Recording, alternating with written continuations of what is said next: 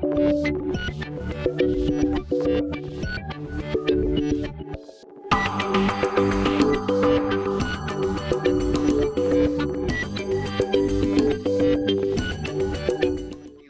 un honor para mí darles la bienvenida a las 9ª Jornadas Internacionales de Filosofía del Derecho de la UNAM. Procederemos a la inauguración, para lo cual le doy el uso de la voz al doctor Enrique Cáceres Nieto, coordinador del evento. Doctor, por favor. Muchísimas gracias. Muy buenos días a todos. Doctor Pedro Salazar, director del Instituto de Investigaciones Jurídicas. Doctor Raúl Contreras Bustamante, director de la Facultad de Derecho de nuestra querida universidad. Doctor Fernando Flores Trejo, coordinador de posgrado en Derecho de nuestra universidad. La doctora Guadalupe Fernández Ruiz, que es la jefa de la División de Estudios de Posgrado también de nuestra facultad. Maestra María Teresa Herrera Cano, responsable del posgrado en Derecho en la FES Aragón. A todos ustedes, muchísimas gracias por estar un año más presente en este 9º evento de las Jornadas Internacionales de Filosofía del Derecho, que congrega a nuestras distintas instancias de la universidad con la intención de poder discutir con nuestros pares, tanto nacionales como internacionales, temas de frontera de la filosofía del derecho. En esta ocasión, muy brevemente, les comentaré que tenemos 21 instituciones nacionales y extranjeras, representación de 8 países. Damos la bienvenida a Brasil, Chile, Colombia, España, Perú, Inglaterra, Estados Unidos. Y tenemos presencia de 21 universidades internacionales y extranjeras. Y entre las extranjeras agradezco especialmente al Centro de Derecho y Filosofía de la Universidad de Surrey, en Reino Unido, McMaster University de Canadá, la Pontificia Universidad Católica de Río de Janeiro, Brasil, Queen Mary University of London, desde luego Reino Unido, San Francisco State University, Tilburg University, Holanda, Universidad Complutense de Madrid, España, Universidad de Medellín, Universidad del País Vasco, España, Universidad Industrial de Santander, Colombia, Universidad Federal de Minas Gerais, Brasil, y University of Toronto, en Canadá. En esta ocasión, cabe destacar que entre las mesas se tocarán temas de vanguardia en la filosofía del derecho, como es el caso de neuroderecho, teoría jurídica contemporánea e interdisciplinariedad, derecho y cognición, lógica y argumentación jurídicas, inteligencia artificial y derecho, entre otras. En congruencia con el objetivo de promover la filosofía del derecho en nuestra universidad, a pesar de la diversidad de los países, la práctica totalidad de las ponencias se realizan en español. Sin más, agradezco muchísimo a todos ustedes su presencia en este importante evento que dentro de un año cumplirá su primer década, gracias al apoyo de toda nuestra querida universidad y particularmente el impulso por parte del doctor Salazar en este Instituto de Investigaciones Jurídicas. Para continuar con la inauguración, es un honor darle la palabra al director de la Facultad de Derecho de la Universidad Nacional Autónoma de México, al doctor Raúl Juan Contreras Bustamante. Doctor, por favor. Gracias, Carlos. Muy buenos días en América, muy buenas tardes en Europa. Estamos transmitiendo en vivo a través de las redes sociales de la Facultad de Derecho de la Universidad Nacional Autónoma de México y del Instituto de Investigaciones Jurídicas en esta ceremonia sencilla que estamos utilizando las herramientas tecnológicas maravillosas a las que nos ha obligado la pandemia, pero que ha demostrado que precisamente ha sido esta fecha, pues quizá la de mayor enseñanza para la difusión de las ideas, porque estas herramientas nos permiten estar conectados en este momento, pues con el viejo continente y con todos los países de Latinoamérica. Sé que el primer ponente va a ser Hans Lindahl, que está transmitiendo desde Alemania, así que creo que esto pues, nos permite entender que la difusión del conocimiento no se detiene y que al contrario es importante que podamos seguir trabajando con todas las instituciones de educación superior hermanas y con todos los académicos interesados en estos temas de la filosofía del derecho. Saludo con mucho cariño al doctor Pedro Salazar Ugarte, director del Instituto de Investigaciones Jurídicas, a los doctores Fernando Flores Trejo, que es el jefe el coordinador del posgrado en Derecho de la universidad, y a la doctora María Guadalupe Fernández Ruiz, que es la jefa de la División de Estudios de Posgrado, así como a María Teresa Herrera Cano, que es la coordinadora del posgrado de la Facultad de Estudios Superiores de Aragón. La verdad es que es un verdadero gusto, un honor estar esta mañana en esta ceremonia de inauguración de las 9ª Jornadas Internacionales de Filosofía del Derecho de la UNAM, que organiza el doctor Enrique Cáceres Nieto y que van a cumplir casi una década. Y la verdad es que yo felicito de manera muy sincera a Enrique Cáceres porque ha logrado hacer de estas jornadas un verdadero ejercicio holístico dentro de la universidad, porque se reúne la participación de todas las instituciones que integramos el posgrado en Derecho, el Instituto de Investigaciones Jurídicas, las facultades de Aragón, de Acatlán, la coordinación de doctorado en Derecho y desde luego pues la Facultad de Derecho a través de su jefatura de estudios superiores, y podemos lograr en estas jornadas pues que cumplir de manera holística las 3 principales funciones que tiene la Universidad de la Nación, que es impartir docencia, hacer investigación de excelencia y difundir la cultura y difundir el conocimiento. Yo celebro que esta mañana empecemos a trabajar en estas jornadas que han logrado convocar a instituciones de 8 países, en donde participarán además 21 instituciones nacionales y extranjeras en total, y que habrán de tocar temas muy importantes, como los que ya mencionó el doctor Cáceres, de neuroderecho, la teoría jurídica contemporánea e interdisciplinariedad, el derecho y la cognición, la lógica y la argumentación jurídica, la inteligencia artificial y el derecho, entre otros temas. Creo que no ha sido menos oportuno estas jornadas, porque estoy cierto que habrán de discutirse, de analizarse, de hacer consensos sobre los temas de filosofía del derecho con vías a entender y a tratar de hacer una bitácora sobre lo que está ocurriendo con la pandemia. Me parece que la pandemia viene a hacer reflexionar de manera obligatoria a todos los filósofos sobre, no solamente sobre la aplicación del derecho en estas épocas de emergencia sanitaria, sino también sobre los aspectos que más impactan a la sociedad, los efectos que la pandemia vino a dejar al desnudo, que la sociedad en el mundo estaba haciendo mal, la nueva normalidad a la que nos estamos acostumbrando, ya tenemos más de 8 meses trabajando de esta manera y viendo que además la pandemia no cede y que afecta 2 elementos esenciales que los abogados siempre ponemos en el escenario, que es la certeza y la seguridad. No tenemos ni la certeza ni la seguridad de cómo ni cuándo va a terminar estos efectos terribles de la pandemia, y sobre todo filosofar sobre lo que tendrá que ser la nueva realidad. Yo creo que lo que nosotros tenemos que hacer es pensar cómo debe de ser la sociedad cuando superemos este problema. Aquellos que estén pensando y esperando que termine la pandemia para regresar a hacer las cosas como se hacían antes, creo que estarán equivocados.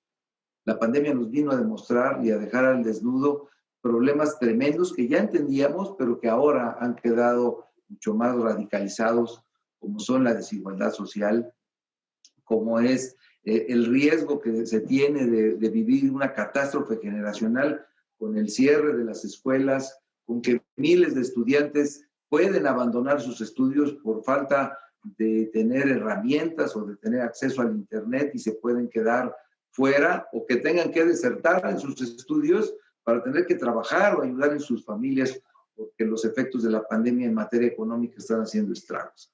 Así que creo que quedó también demostrado que ningún país, por desarrollado que sea, tenía suficiente atención y suficientes presupuestos a la ciencia, a la educación y a la tecnología. Creo que habría que reflexionar que si el mundo gastara menos en armamentismo y lo dedicar más a la educación y a la salud, este mundo sería distinto y la pandemia creo que no hubiera tenido los efectos tremendos que está dejando. En fin, creo que hay una agenda importante que independientemente de los temas que Enrique ya tenía preparados, pues los dejamos de manera provocativa para que los que van a asistir a estas jornadas pues puedan también reflexionar en ello, que puedan generar conocimiento, que lo pongan a disposición de todas las comunidades universitarias que participan y desde luego que lo pongamos al alcance de la sociedad que espera que las universidades precisamente en este momento reaccionen y que sirvan precisamente para lo que están diseñadas, que es para estar al servicio de la sociedad y sobre todo de las personas que menos tienen. Muchas gracias y una felicitación muy sincera, Enrique, por esta novena jornada que has organizado. Es un gusto. Muchísimas gracias a usted, doctor. Muchísimas gracias. Un pequeño comentario. Nuestra primera mesa de trabajo es precisamente sobre la COVID. Así lo teníamos en la agenda. Muchísimas gracias una vez más. Un abrazo muy afectuoso por estar con nosotros una vez más. Carlos, por favor. Muchas gracias, doctor. Continuando con la inauguración, es ahora un honor darle la palabra al doctor Fernando Flores Trejo, quien es coordinador del posgrado en Derecho de la Universidad Nacional Autónoma de México. Doctor, por favor. Muchas gracias. Muy buenos días a todos aquí en América. Buenas tardes a Hans, allá en Europa, en donde nos comenta que hay un clima cálido de -3 grados. Entonces, bueno, pues creo que ahí tenemos justamente el comparativo. Poco hay que agregar al magnífico panorama que nos ha planteado el doctor Raúl Contreras, director de la Facultad de Derecho.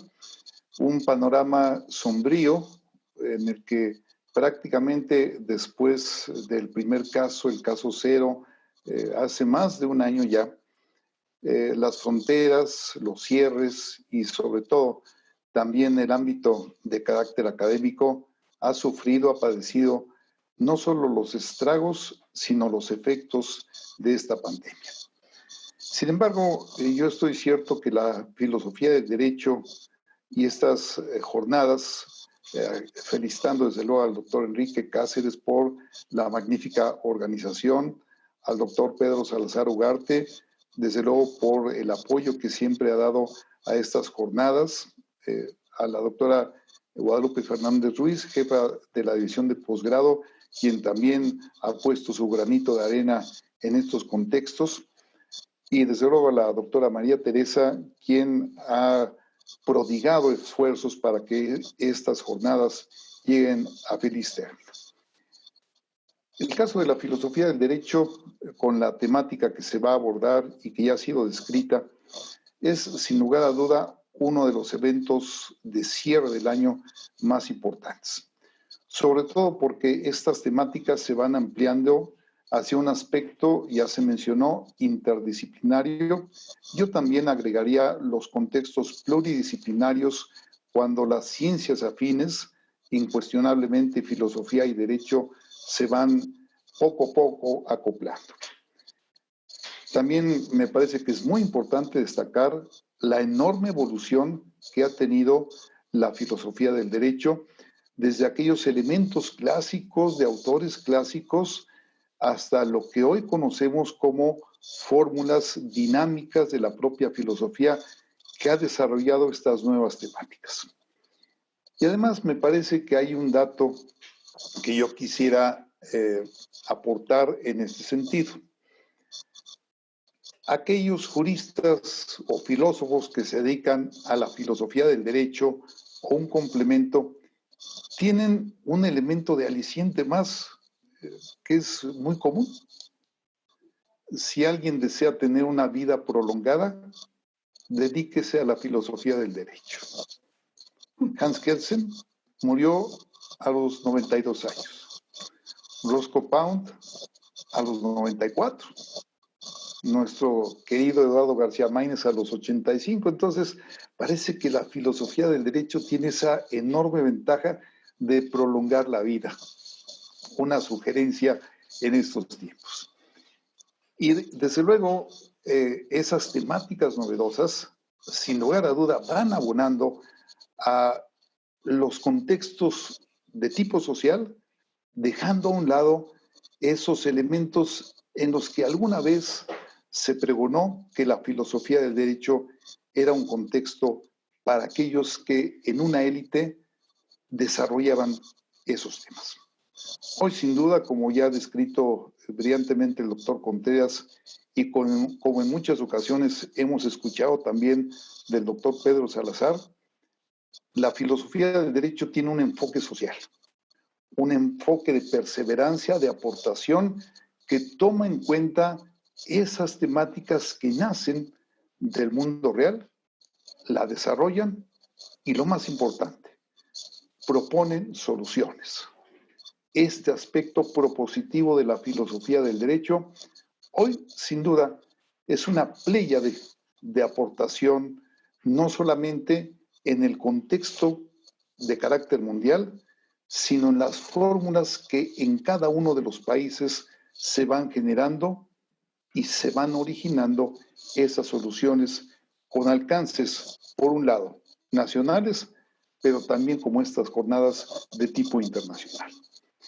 Una felicitación al Instituto de Investigaciones Jurídicas, al doctor Pedro Salazar, al doctor Enrique Cáceres, por esta magnífica organización y por hacernos notar que ya son 9 años. El próximo, como ya se anunció, se cumple una década de estas jornadas que han sido sumamente exitosas y que estoy cierto que en esta ocasión no solamente lo serán, sino marcan un hito con esta pandemia y estas transmisiones en vivo, pero al mismo tiempo en vía remota, que sin lugar a duda, como ya describió el doctor Contreras, han sido un parteaguas y seguirán siéndolo, ojalá que no por mucho tiempo, pero ha cambiado la estructura, ha modificado la manera de ver la sociedad y el desarrollo también de las temáticas. Una amplia felicitación nuevamente y estoy seguro que estas jornadas serán sumamente exitosas. Muchas gracias. Doctor Flores Trejo, mil gracias a usted por sus muy interesantes palabras, por el mensaje de optimismo a que nos dedicamos a la filosofía del derecho y que tal vez podamos hacerlo durante muchos años más. Le agradezco muchísimo. Carlos, por favor, si nos haces el favor. Seguimos, y ahora para mí es un honor darle la palabra al doctor Pedro Salazar Ugarte, director del Instituto de Investigaciones Jurídicas de la Universidad Nacional Autónoma de México. Doctor, por favor. Al contrario, Carlos, muchas gracias. Muy buenos días aquí en América, como decía Raúl Contreras, y buenas tardes en Europa. Muchas gracias, profesor Hans Lindahl, por estar el día de hoy con nosotros. Y, por supuesto, a todos nuestros colegas directores, al doctor Raúl Contreras, coordinador Fernando Flores, por supuesto, a la doctora Fernández Ruiz y a la doctora Herrera Cano. Me da mucho gusto, como ya decía el doctor Raúl Contreras Bustamantes, que esta actividad, que está por cumplir 10 años y que de manera ininterrumpida ha tenido lugar en otros tiempos en las instalaciones del Instituto de Investigaciones Jurídicas, tenga lugar en esta ocasión por vía virtual, con una convocatoria amplia de todas las entidades de nuestra universidad que están comprometidas con nuestro posgrado en Derecho y que conforman a la comunidad jurídica de la UNAM. Me da mucho gusto que nos acompañen el día de hoy, junto con Enrique Cáceres, a quien felicito, a quien saludo, a quien le agradezco de nueva cuenta que en esta, como en otras actividades, no haya interrumpido una línea de tiempo que ha sido sumamente productiva y que en estos días, al cierre justo de los semestres año con año, digamos, invadía en el mejor de los sentidos todos los espacios institucionales. Era muy grato saber que a lo largo de las jornadas, las múltiples salas que tenemos en el instituto estaban ocupadas por las mesas de discusión, que además se prolongan a lo largo de una jornada muy extensa y que después además también tenían ya desde entonces una proyección a través de los medios tecnológicos electrónicos. Bueno, hoy estamos en esta modalidad, lo decían al inicio de la sesión, cuando todavía no estábamos transmitiendo en vivo, con un potencial y una capacidad de impacto muy grande a través de los medios digitales y además, y al mismo tiempo con un enorme desafío de saber combinar esta forma de comunicar con una forma empática de deliberar, de pensar, de analizar los temas.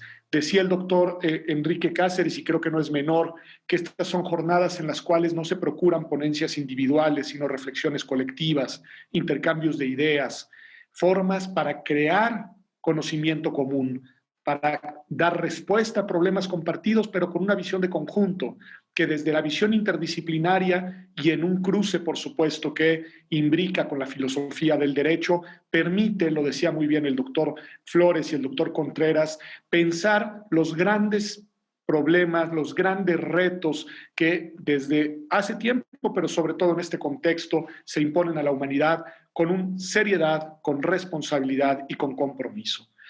Yo en verdad agradezco mucho además la participación de las instituciones internacionales que suman sus esfuerzos para llevar a cabo estas tareas y a todas las personas que nos van a acompañar a lo largo de estas jornadas. Saludo también a la doctora Patricia López Olvera, investigadora del instituto, que está el día de hoy aquí con nosotros y que forma también parte de los importantes proyectos de investigación que a lo largo ya de varios años ha liderado mi colega y amigo Enrique Cáceres. Así que sin más, y entiendo por qué es también la misión que me corresponde, siendo muy puntuales como nos gusta hacer también aquí en la Universidad Nacional Autónoma de México. Profesor Lindahl, a veces los mexicanos tenemos mala fama de puntualidad. En la UNAM, créame que no incurrimos en ese defecto, somos muy puntuales y muy precisos para terminar antes de las 10:30 en punto y puedan iniciar con la conferencia que nos hará favor usted de pronunciar. Declararé formalmente inauguradas estas 9ª Jornadas Internacionales de Filosofía del Derecho de la UNAM, que en este caso, como en otros, pensará los problemas contemporáneos de la filosofía jurídica, ya lo han dicho, en un contexto excepcional que nos obliga a pensar fuera de la caja y a reflexionar en un mundo que no se parece a lo que era, aunque probablemente es consecuencia de lo que venía siendo. Así que muchas gracias a todas y a todos, muy buenos días, mucho éxito, Enrique, muchas gracias de nueva cuenta, profesor Lindahl, y pues éxito en los trabajos. Muchísimas gracias, Pedro. Una vez más, un año más, te lo agradezco muchísimo. Damos inicio con la conferencia magistral La globalización de la inclusión y la exclusión, a cargo del profesor Hans Lindahl, quien obtuvo títulos de Derecho y Filosofía en la Universidad Javeriana en Bogotá antes de doctorarse en el Instituto Superior de Filosofía de la Universidad de Lovaina. Sus principales áreas de investigación son la filosofía jurídica y política. Sus investigaciones actuales se orientan principalmente a cuestiones relacionadas con los procesos de globalización. Mi nombre es Hans Lindahl, soy catedrático en Filosofía del Derecho en la Universidad de Tilburg, en Holanda, y profesor de Derecho Global en Queen Mary University of London. Antes de comenzar, quisiera celebrar el hecho de haber sido invitado a participar en estas jornadas internacionales de Filosofía del Derecho en la UNAM. Y quiero en particular agradecer muy especialmente al profesor Enrique Cáceres Nieto y de igual manera al profesor Jorge Fabra Zamora, conocido de hace buen tiempo por parte mía, y finalmente al señor Carlos Olace por sus ayudas con el enlace logístico de esta presentación. Permítanme al comenzar compartir con ustedes los PowerPoint sheets que servirán de base a mi presentación. Mi presentación tiene por título La globalización de la inclusión y la exclusión. Y lo que quiero hacer con esta presentación es darles una idea sobre las temáticas que han venido ocupando mi atención durante los últimos años. Comencemos con una sinopsis de la temática. Quiero introducir el tema de la globalización y en particular el tema de la globalización como un proceso de inclusión y de exclusión y de qué manera esta problemática atañe directamente a la filosofía del derecho. Luego quiero introducir un acápite bajo el título de conceptos en el que presento de qué manera la globalización de la inclusión y de la exclusión implica un problema teórico que exige una nueva conceptualización de la noción del derecho como ordenamiento. En una tercera parte les comentaré parte de mis análisis empíricos en los que intento reconstruir una serie de ordenamientos jurídicos emergentes de globalización bajo el modelo de derecho que he desarrollado. Posteriormente pasaré a un análisis de lo que llamo una política de la ajuridicidad tendré la oportunidad, bajo el rubro de conceptos, de explicar qué entiendo por ajuridicidad. Luego haré una referencia a la institucionalización por parte del derecho de luchas del reconocimiento en el que se desarrolla una política de la ajuridicidad, y terminaré con unas referencias bibliográficas sobre mi propio trabajo para aquellos de ustedes que se interesen en el mismo a partir de esta presentación.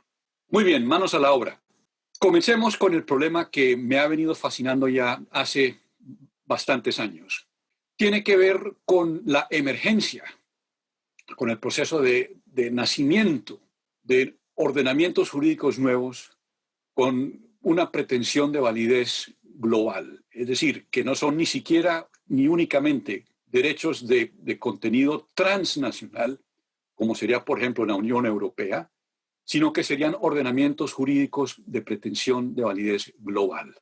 Ahora, lo que es fascinante frente a esos procesos, y me parece que el caso de la Organización Mundial del Comercio es ejemplar, es que la emergencia de estos ordenamientos produce efectos de marginalización masiva entre diversas capas del mundo social a nivel global.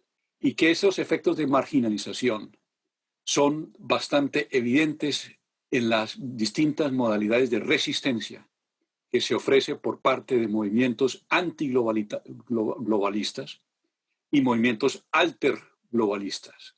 De manera que tanto aquellos que piden un regreso al Estado como antiglobalistas, o bien que piden una transformación profunda de la manera en que viene desenvolviéndose la globalización, ambos resisten los efectos de marginalización masiva que vemos a través de la emergencia de dichos ordenamientos jurídicos. Pues bien, esto pone en tela de juicio y hace un claro enfoque en el problema de lo que yo llamaría los confines de ordenamientos jurídicos, donde la palabra confines es una pobre traducción de la noción en inglés de boundaries, que no tiene desafortunadamente una traducción igualmente adecuada en el español.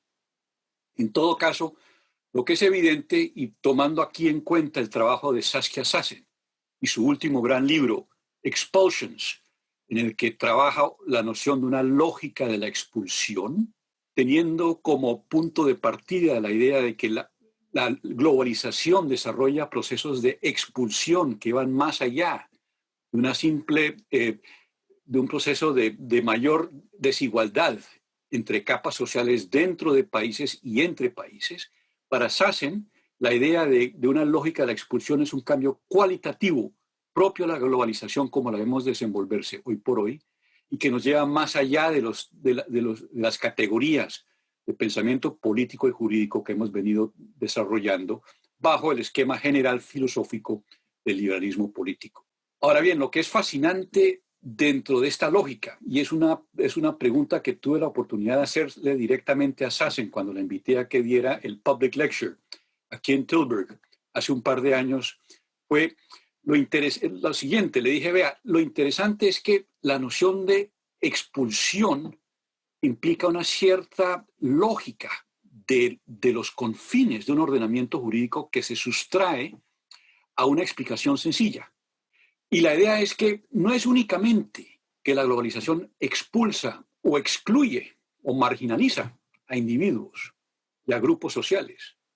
Lo que es interesante es que la globalización, la emergencia de órdenes jurídicos globales, expulsa, excluye, marginaliza porque incluye. Es decir, que no es una simple cuestión de confines jurídicos que incluyen y excluyen, sino que esos confines excluyen en la medida que pueden incluir.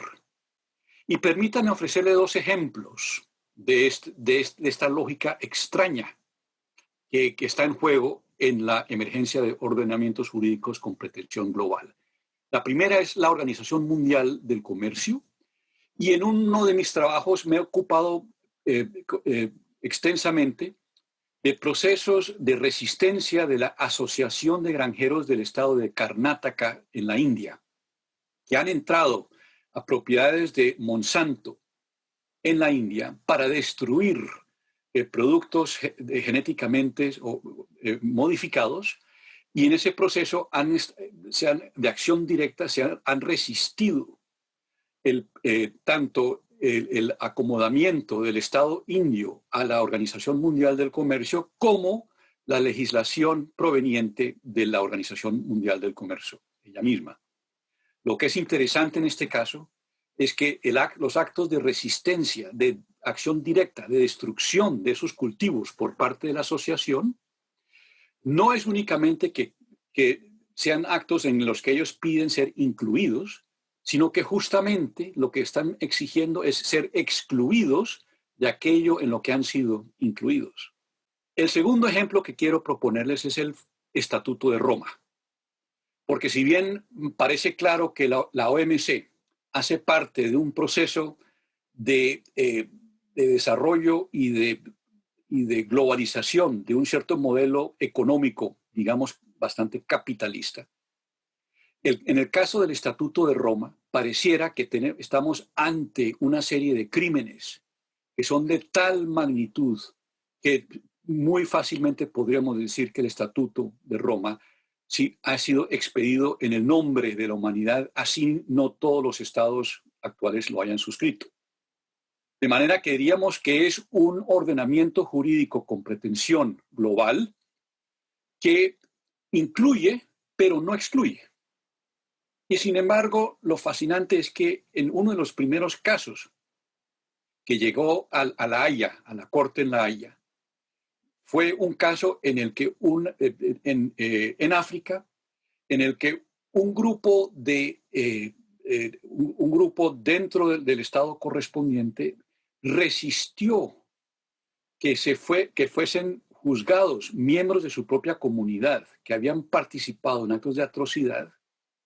Y el argumento era que, si bien el Estatuto de Roma entendía esas atrocidades como actos criminales y, por tanto, actos que exigían un tratamiento penal y una justicia de tipo penal, los acholis entendían que esos actos necesitaban por parte o con referencia a los miembros de su propia comunidad que habían participado en esas atrocidades, lo que correspondía era una justicia restaurativa y no una justicia penal.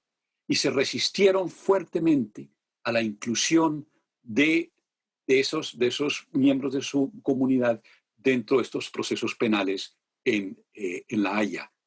En cierto sentido, aquí también se ve la misma lógica. De una parte, han sido incluidos dentro de la vigencia territorial del Estatuto de Roma y justamente al ser incluidos, entienden que son excluidos en términos de lo que ellos consideran la forma apropiada de manejar este tipo de atrocidades, es decir, como una justicia restaurativa y no una justicia penal. De manera que vemos aquí dos casos muy distintos.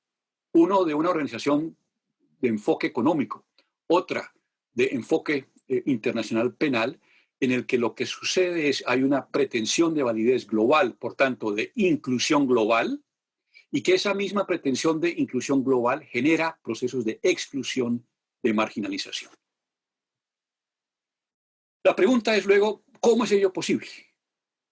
Es decir, ¿cuál es la estructura de los ordenamientos jurídicos de tal suerte que estamos tanto dentro como fuera del derecho global? Esa es la pregunta que me fascina. Y es una pregunta que es tanto desconcertante como avergonzante e inquietante.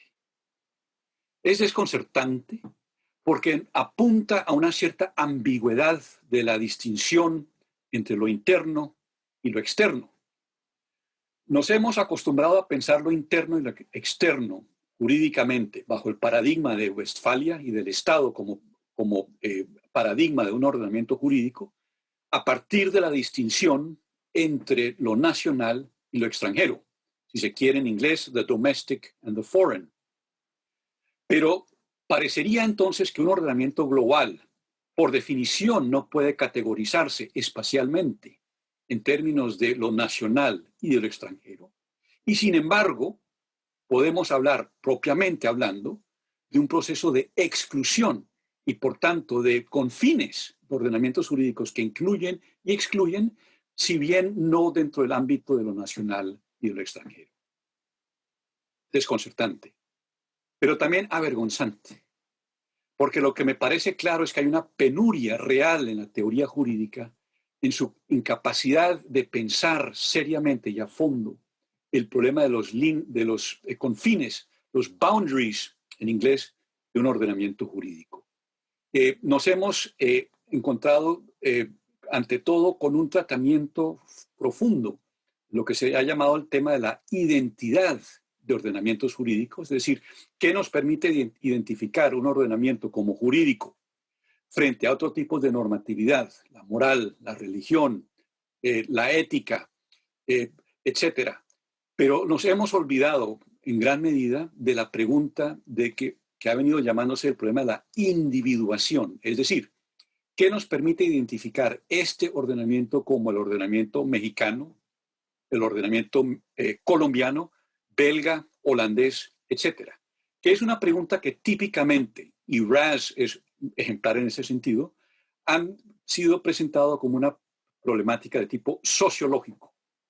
Pero es realmente únicamente una pregunta de tipo sociológico. No lo creo. Creo que el problema de los confines de un ordenamiento es una pregunta que atañe directamente a la noción misma de ordenamiento jurídico.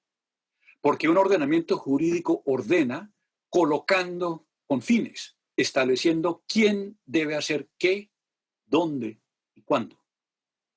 Que son evidentemente las distintas esferas de validez de las normas jurídicas. De manera que el problema de los confines es intrínsecamente un problema sobre la noción misma de ordenamiento jurídico. De manera que la única teoría que yo conozco que realmente aborda el tema de los confines del derecho es la teoría de sistemas, de corte lumaniano y toyneriano, pero que se queda corto, a mi parecer, en el manejo, por ejemplo, del tema de los límites espaciales de un ordenamiento jurídico. Es finalmente una pregunta inquietante porque nos coloca ante el problema de la normatividad de ordenamientos jurídicos. Si es el caso que ningún ordenamiento jurídico puede incluir sin también excluir, ¿cómo pensar la legitimidad de un ordenamiento jurídico? De manera que la pretensión teórica de mi trabajo durante estos últimos años ha sido la de elaborar una teoría general de ordenamientos jurídicos, es decir, una teoría que sea capaz de explicar a partir del problema de los confines de los ordenamientos jurídicos las similitudes y las diferencias entre toda suerte de ordenamientos a nivel subnacional, nacional, transnacional y global. Y finalmente, metodológicamente, abordo esta problemática a partir de teorías de la acción colectiva de corte analítico y una postfenomenología de la extrañeidad, de Fremde, como se diría en alemán. Pues bien, si esta es la problemática, ¿cuáles son los conceptos que me parecen indispensables para poder dar cuenta de esta pregunta sobre la inclusión y la exclusión? La tesis general que he venido desarrollando y enriqueciendo a través de los años es que vale la pena comprender un ordenamiento jurídico como acción colectiva institucionalizada y autoritativamente mediada, lo que llamo el modelo ASIAM del derecho. Y permítanme, por tanto, desempacar en el transcurso de esta corta charla cada uno de estos elementos: acción colectiva, la mediación autoritativa y la institucionalización. La tesis central que elaboro a partir de la idea de que el derecho es acción colectiva es que un ordenamiento jurídico se nos presenta bajo tres modalidades interconectadas de unidad putativa. Primero, la unidad de una perspectiva de grupo. Aquí trabajo mucho con Margaret Gilbert, que ha hecho una distinción interesante entre, y lo digo en inglés, we each and we together, nosotros cada uno y nosotros juntos, para decir que los grupos, una colectividad, un sujeto plural, como lo llama, asume la posición de un nosotros juntos. Cuando una constitución comienza, we the people, nosotros el pueblo, ya sea de los Estados Unidos o de cualquier otro pueblo, es uno de los ejemplos de ese nosotros juntos, pero de ninguna manera lo agota. Una primera forma, pues, de apariencia de un ordenamiento jurídico como unidad putativa. Segundo lugar, la unidad de un sistema de reglas, que ha sido evidentemente el punto de enfoque de buena parte de la teoría analítica del derecho. Pienses en Kelsen, pienses en Hart. Pero yo añado un tercer elemento, que es la unidad de un orden pragmático. Es decir, que desde el punto de vista de los individuos sometidos o sujetos a un ordenamiento jurídico y a un sistema de reglas, el derecho se nos aparece como un orden pragmático, en el sentido que es un orden que estipula y que organiza el espacio, el tiempo, la subjetividad y la materialidad de nuestros comportamientos. Es decir, es un ordenamiento que establece el qué, el cómo, el dónde y el cuándo del comportamiento humano. Y que si tomamos esto en cuenta, surgen dos modalidades de la distinción entre adentro y afuera. Para regresar a la pregunta inicial, ¿cómo es posible estar tanto dentro como fuera de un ordenamiento global? Pues bien, de una parte existe la distinción entre lo nacional y lo extranjero. Evidentemente podríamos pensar la existencia de un ordenamiento global que no se acomode a esta distinción por la sencilla razón que al ser global ya no permite algo así como lo extranjero. Pero esta distinción entre lo nacional y lo extranjero no agota el tema de lo adentro y afuera. Es una manifestación contingente del adentro y del afuera. Una noción ya fundamental, necesaria del adentro y del afuera, se barrunta en la noción que, modificando el trabajo de Foucault, llamo una xenotopía. En el caso de la Organización Mundial del Comercio, no tiene una exterioridad en el sentido de un espacio extranjero, pero cuando entra la asociación de estos granjeros para destruir los productos, los cultivos genéticamente modificados, hay una xenotopía que se nos aparece, es decir, un espacio otro en el sentido de extraño que coloca en tela de juicio la espacialidad de la OMC. Lo mismo ocurre con los Acholi cuando viajan a La Haya para decir su entendimiento de lo que es la espacialidad del mundo y cómo debemos nosotros comportarnos dentro del mundo del Estatuto de Roma, no es la espacialidad que nosotros entendemos como Acholi. De manera que esta segunda manifestación del adentro y de lo afuera es la de lo propio y de lo extraño. Y mi tesis es que esta distinción es constitutiva, necesaria para todo ordenamiento jurídico posible. Lo que explica por qué podemos hacer una distinción entre las fronteras de un Estado y los límites de un ordenamiento jurídico, límites que se nos muestran en todo tipo de actos que colocan en tela de juicio la manera que el ordenamiento jurídico se organiza dentro del espacio. De allí que hago una distinción entre la juridicidad, la antijuridicidad y la ajuridicidad. Si un ordenamiento jurídico necesariamente califica la realidad a partir de la distinción entre la juridicidad y la antijuridicidad, lo que yo llamo ajuridicidad son esos tipos de comportamiento que cuestionan cómo el ordenamiento jurídico define una realidad como jurídica y antijurídica. Es decir, que es un comportamiento que resiste su calificación como sencillamente jurídico o antijurídico. Y mi tesis es que una xenotopía es una de las posibles manifestaciones de la ajuridicidad. Y de allí entonces que la resistencia que ofrecen los movimientos de antiglobalización y alterglobalización a la Organización Mundial del Comercio o a otros ordenamientos de tipo global son manifestaciones de ajuridicidad que ponen al descubierto que nos encontramos siempre, tanto dentro como afuera de cualquier ordenamiento global imaginable. Si esos son los conceptos y que he presentado con brocha muy gorda, he querido también poner a prueba la capacidad explicativa de este modelo ASIAM del derecho. Y lo que me he propuesto es reconstruir una serie de ordenamientos globalizantes desde sus 3 dimensiones de unidad putativa. Lo he hecho con la Organización Mundial del Comercio. También he dedicado sendas páginas al desarrollo de la nueva Lex Mercatoria. Me he encargado también de temas y ordenamientos más prosaicos, como el proveniente del Comité de Basilea de Supervisión Bancaria. También me he interesado ya por ordenamientos jurídicos, digamos, privados, como el Forest Stewardship Council. De particular interés para mí ha sido eBay, porque mucho se ha dicho sobre el ciberderecho como una forma de derecho que logra desprenderse definitivamente de la espacialidad que hemos venido considerando como dimensión constitutiva del derecho. Nada menos cierto.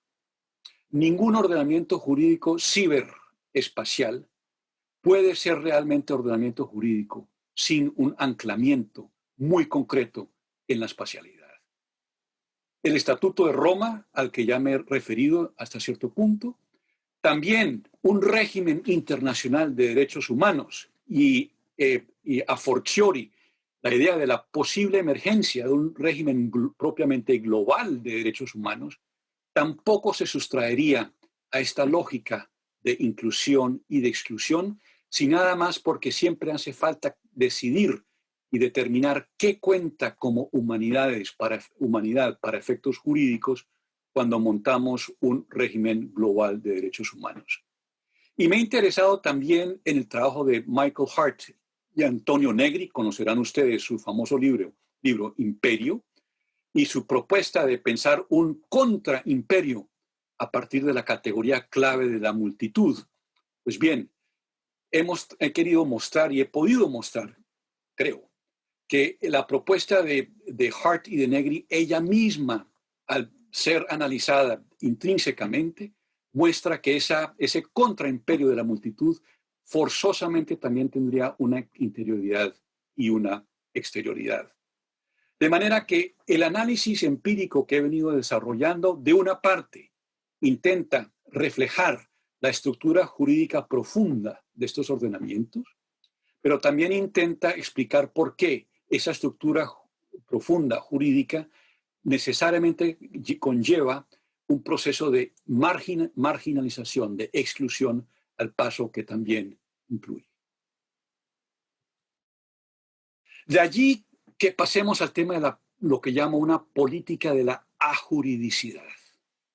Y aquí lo que está en juego ya no es la noción del derecho como acción colectiva, sino el problema de la autoridad del derecho. Es decir, el problema de la normatividad del derecho. Y lo que me ha parecido interesante en los movimientos anti- y alterglobalistas es que desde distintas perspectivas son parte de lo que llamaba la ajuridicidad. Es decir, una forma de manifestación de resistencia a un ordenamiento jurídico que pone al descubierto su contingencia al colocar en tela de juicio la manera en que establece los confines del qué, del dónde, el cómo y del cuándo. Pues bien, la pregunta es, por tanto, el tema de la autoridad de la acción colectiva y, en particular, de qué manera las autoridades encargadas de establecer el contenido de la acción colectiva como un contenido jurídico intentan responder ante la ajuridicidad.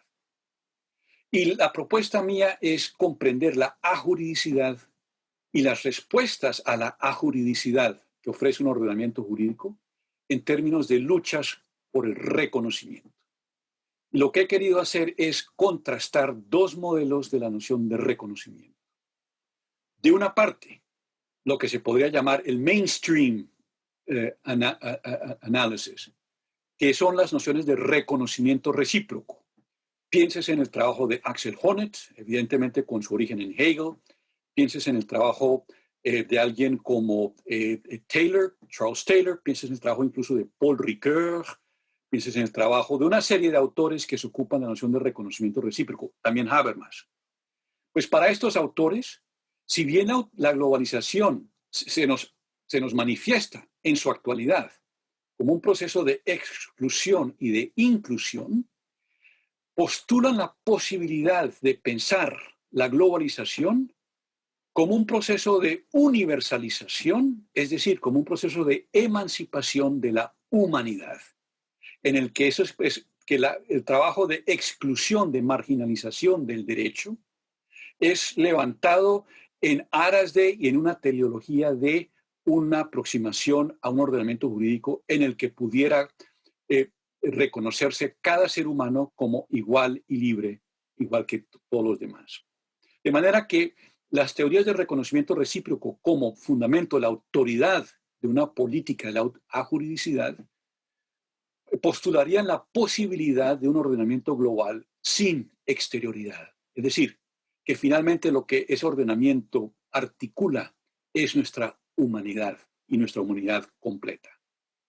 Frente a este modelo, que para mi gusto tiene una serie de problemas, además de sus atractivos, he propuesto la noción de una teoría de la autoridad como reconocimiento asimétrico.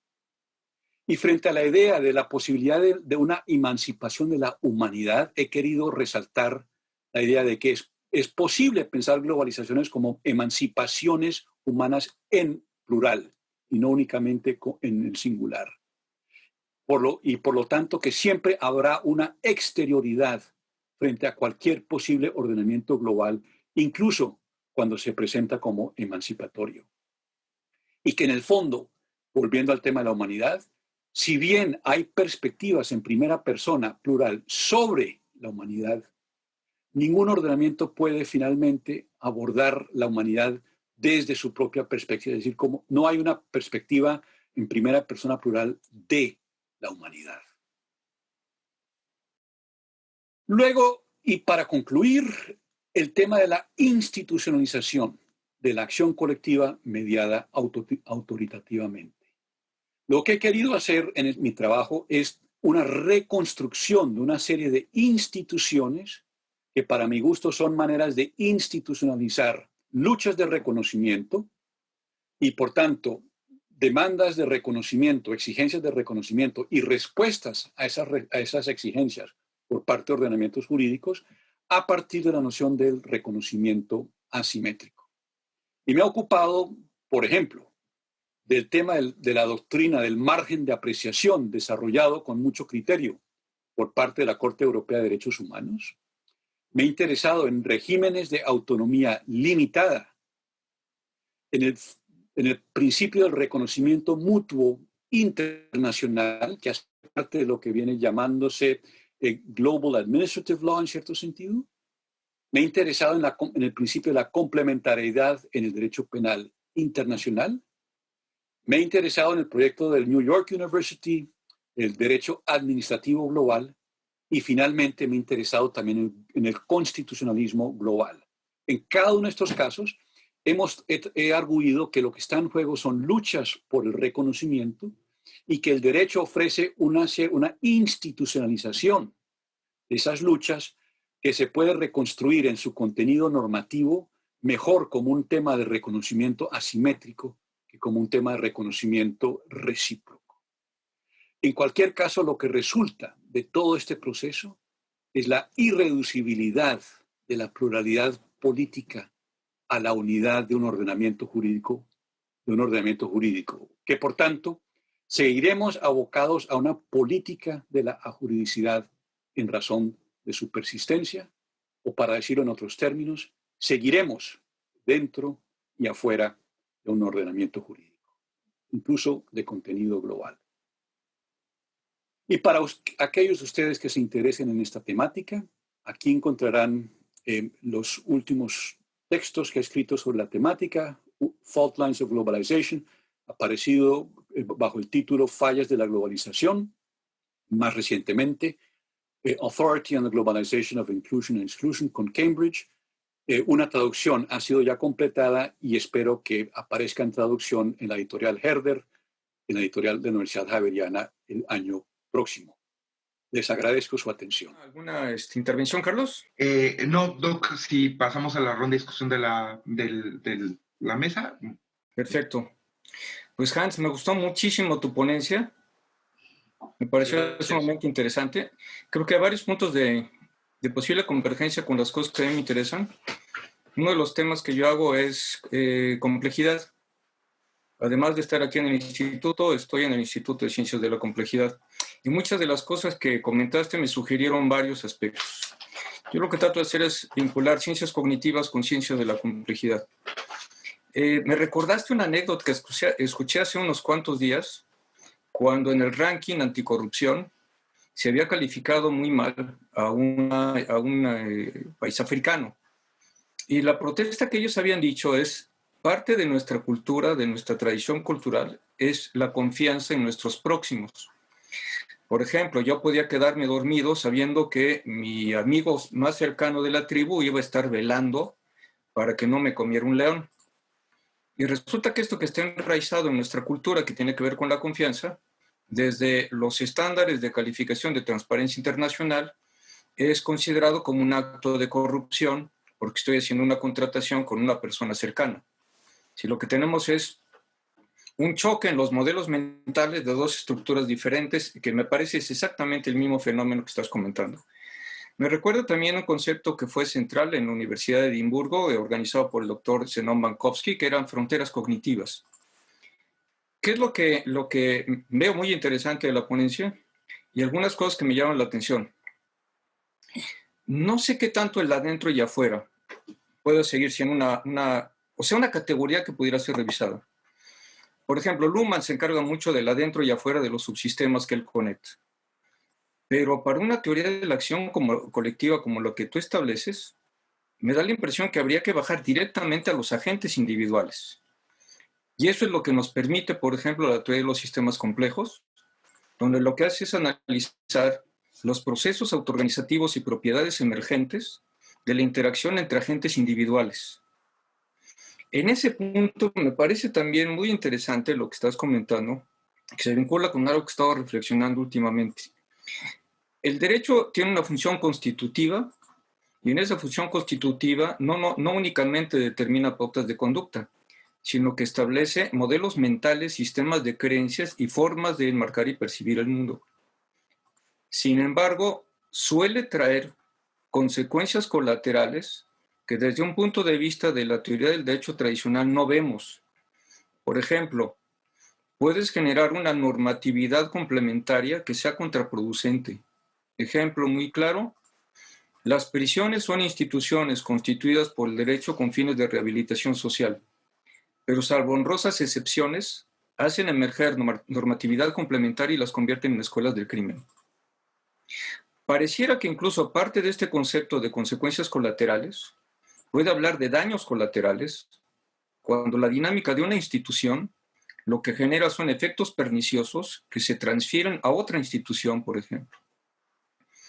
Creo que lo que estás diciendo es muy compatible con estas ideas y que podríamos asumir que lo que suele ocurrir con el derecho, en esta zona invisible donde se encuentran los efectos colaterales, es que cuando tú creas categorías cognitivas, puedes hacer que emerjan otras categorías derivadas y por contraste por las que tú creaste, y que esas se vean deslegitimadas desde tu marco de referencia y que requieran entonces una reivindicación, que es lo que tú estás indicando en tu investigación.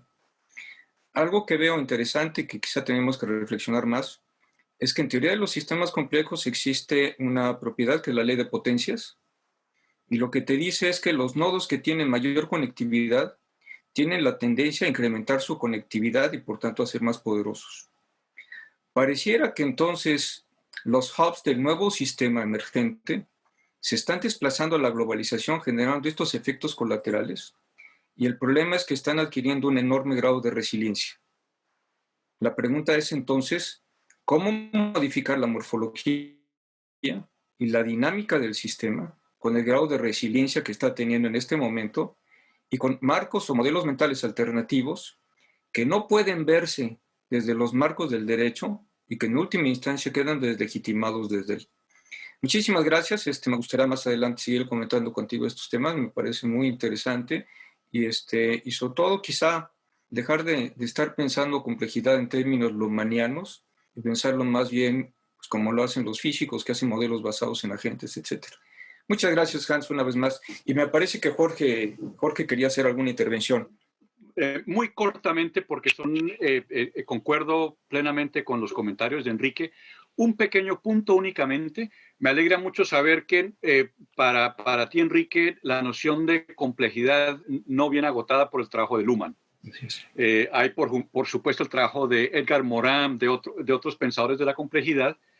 En cierto sentido, me siento muy afín al trabajo de Luhmann por la razón que comenté. Me parece, de los poquísimos teóricos del derecho que piensa a fondo el tema de lo que llamamos los confines.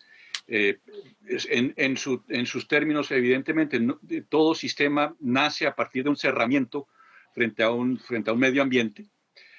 Pero lo que falta en el trabajo de Luhmann, y es parte de su decisión estratégica de pensar la unidad básica de ordenamiento como un acto de comunicación y no un acto, digamos, de un agente, es que no hay realmente la posibilidad, a mi gusto, de pensar el trabajo de la espacialidad de un ordenamiento, justamente por esa decisión, porque ello implicaría introducir necesariamente el tema de la corporeidad y por tanto la de un agente, y es únicamente a partir de esa corporeidad de un agente que se puede pensar el tema de la inclusión y la exclusión. Y en cierto sentido, el amigo Luhmann, en las postrimerías de su trabajo, aceptó esa crítica y la hizo un amigo mío, Marcelo Neves, pensador también de los sistemas luhmannianos, que le dijo a Luhmann: vea, sus teorías funcionan muy bien en la metrópolis, pero no en la periferia.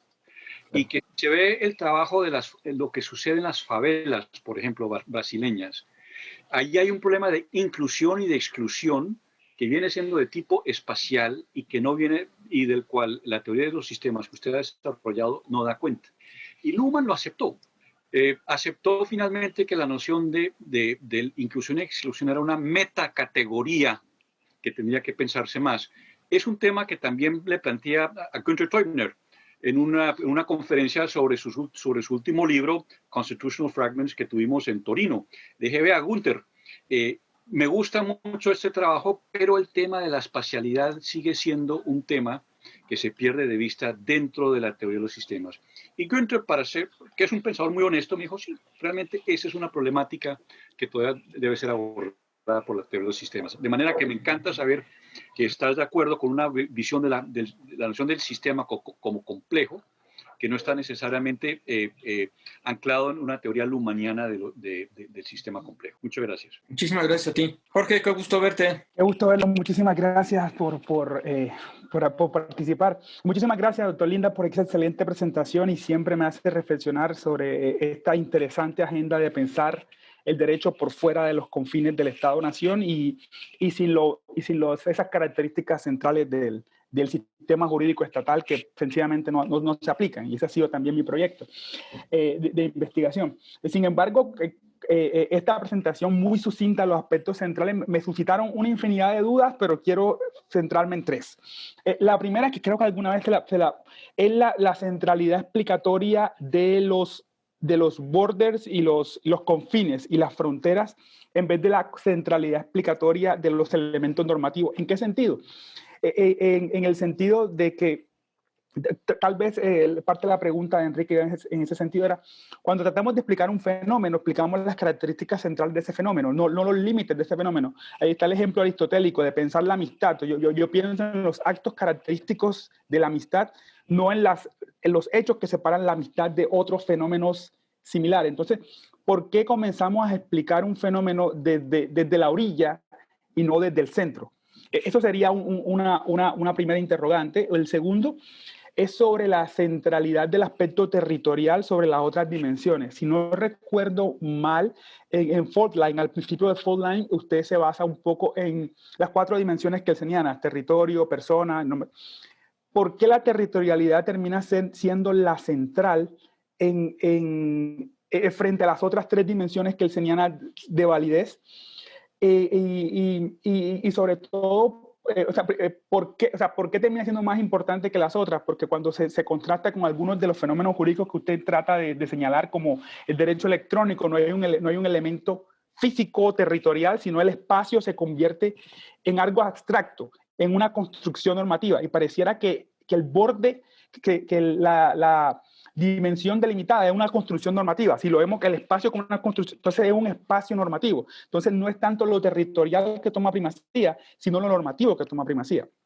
Y un tercer interrogante se relaciona con la idea de demandas de reconocimiento asimétrico, que hizo parte al final de la ponencia, porque es una lista un poco heterogénea. Algunas de las demandas de reconocimiento heterogéneo asimétrico parecen top-down, parecen de las instituciones concediendo reconocimiento a grupos a través de la manifestación de los funcionarios, pero otras parecen de demandas de reconocimiento, son de grupos reclamando las instituciones. No sé si estoy confundido, pero se puede, o sea, tal vez haya lugar para more fine grain, para más detalle en esos dos tipos de demandas, de cuando los grupos demandan a las instituciones y rara vez cuando las instituciones demandan a los grupos, y tal vez tengan diferente naturaleza, porque cuando es de arriba hacia abajo, tal vez sea que las instituciones consideran especificidad a las demandas de los grupos que no tienen especificidad normativa, que no están suficientemente desarrolladas o como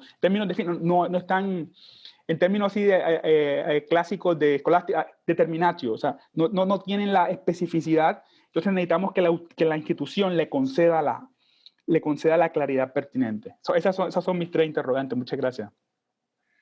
Jorge, muchas gracias y nuevamente también, además de agradecer a Enrique, quiero agradecerte a ti por la invitación.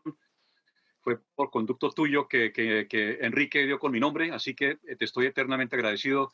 Y permítanme decir, si me permiten, un par de comentarios. Me emocionó la introducción que hizo el profesor Contreras, no, perdón, fue Fernando Flores, cuando mencionó a Eduardo García Maínez.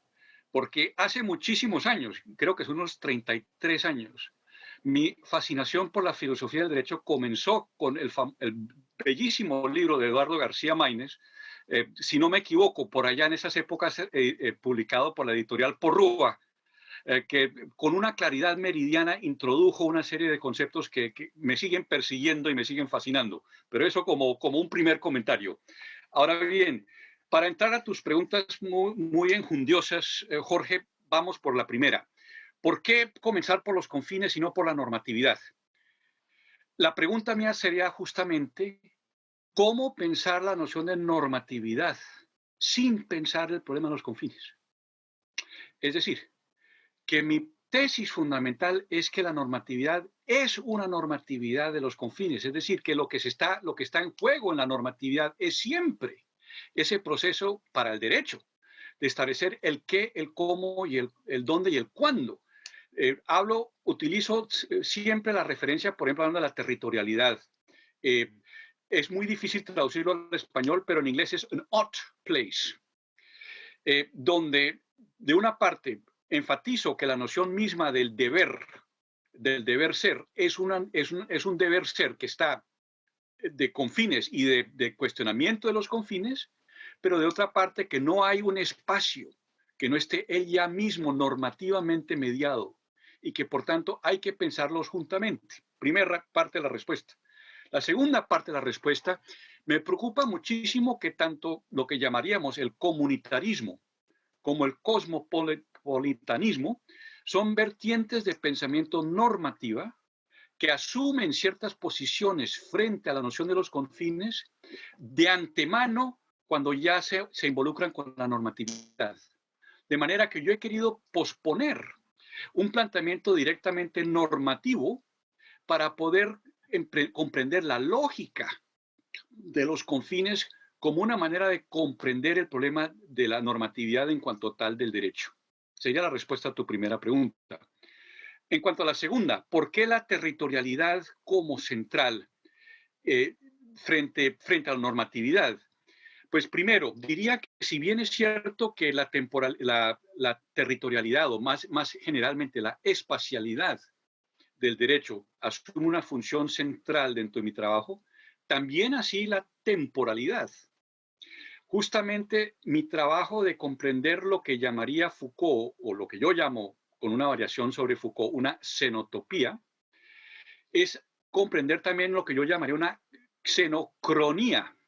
Es decir, que hay, por decirlo así, desplazamientos temporales, fracturas temporales a través de ordenamientos jurídicos y de su cuestionamiento, y que lo que yo llamo la paradoja del poder constituyente y la paradoja de la representación no son nada más que tratar de pensar la temporalidad espacializante del derecho y la espacialidad temporalizante del derecho. De manera que para mí, si bien la territorialidad es la manera de entrar en esta discusión, no la agota. Y si introduzco la noción de territorialidad como categoría central, es porque finalmente la noción de la globalización es ella misma, al menos en primer lugar, una categoría espacial. Y una categoría espacial que parece prometer la posibilidad de una interioridad sin una exterioridad. Pues bien, si yo hablo de globalizaciones, es justamente para hablar de un proceso de transformación y tanto de temporalización, si lo puedo decir así, del derecho y no únicamente de su espacialidad. En tercer lugar, creo que ahí hay un malentendido, Jorge. Cuando yo hablo de demandas y respuestas, no quiero decir que hay demandas por las instituciones a ciertos grupos y otras demandas que son de los grupos. Para mí, la demanda de reconocimiento, la exigencia de reconocimiento viene siempre de un grupo marginalizado o de un grupo que ha sido incluido y quiere ser marginalizado. Porque lo que es para mí interesante en las teorías del liberalismo político es que estas teorías siempre asumen que el problema es la exclusión y que, por tanto, la solución al problema es una normatividad que nos permita comprender el proceso de emancipación como un proceso de inclusión. Pero ¿cómo pensar aquellos casos en que la inclusión no es la solución al problema, sino que es el problema mismo? Toco en el primer libro el caso de los UBA en Colombia, un grupo indígena que se resiste a ser calificado como colombiano y que se resiste a utilizar la acción de tutela con referencia al artículo 330 de la Constitución colombiana, porque ejercer la acción de tutela es mal que bien entenderse como un grupo que hace una minoría, si se quiere, dentro de Colombia. Pero para ellos no son minorías, son otro grupo que rehúsa comprenderse como colombiano. De manera que no es tanto una dinámica de arriba y abajo, de abajo y arriba, sino más bien una asimetría doble. La asimetría de quien exige un reconocimiento, pero que no tiene que ser un reconocimiento de inclusión, y de otra parte una respuesta a un ordenamiento, que es siempre en alguna medida una respuesta que en inglés misrecognizes, es decir, hasta cierto punto siempre una asimilación de la alteridad del otro. Muchas gracias.